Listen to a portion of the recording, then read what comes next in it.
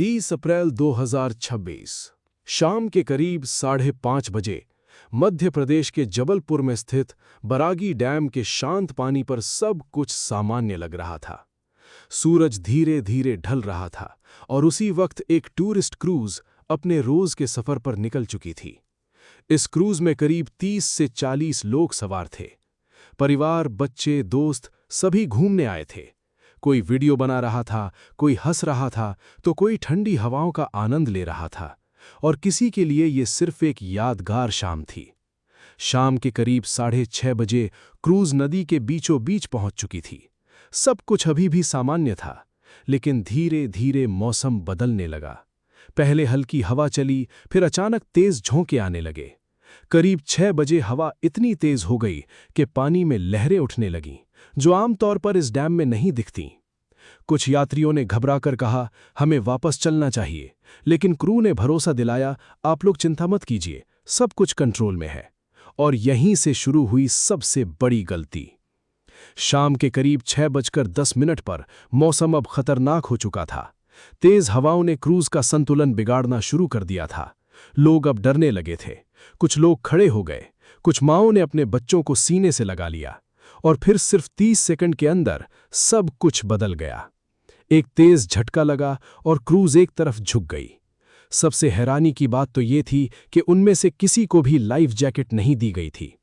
जब क्रूज के अंदर पानी भरने लगा तो कुछ लोगों ने जाकर क्रूज के स्टोर रूम के दरवाजे का ताला तोड़कर वहां से लाइफ जैकेट निकालकर लोगों को दी, जो कि सभी के लिए पर्याप्त नहीं थी। एक मां ने तो जैकेट पहनकर अपने 4 साल के बच्चे को भी अपने सीने से लाइफ जैकेट में चिपका लिया। ये सब देखकर सांसें उफड़ रही थीं। आगे क्या होने वाला है ये किसी को नहीं पता था।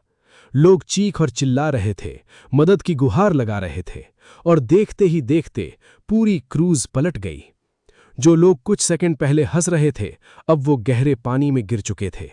चारों तरफ सिर्फ चीखें थीं।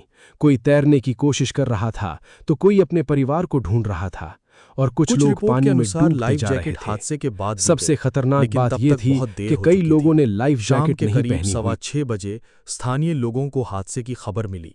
पास ही में मौजूद कुछ मजदूर और ग्रामीण लोग काम कर रहे थे, सबसे पहले मौके पर पहुंचे।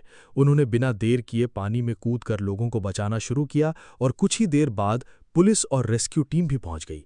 रस्सियों, नावों और टॉर्च की मदद से लोगों को बाहर निकाला जाने लगा। करीब 7 बजे तक लगभग 28 लोगों को बचा लिया गया, लेकिन कुछ लोग अभी भी लापता थे। रात भर सर्च ऑपरेशन चलता रहा और धीरे धीरे सच्चाई सामने आने लगी।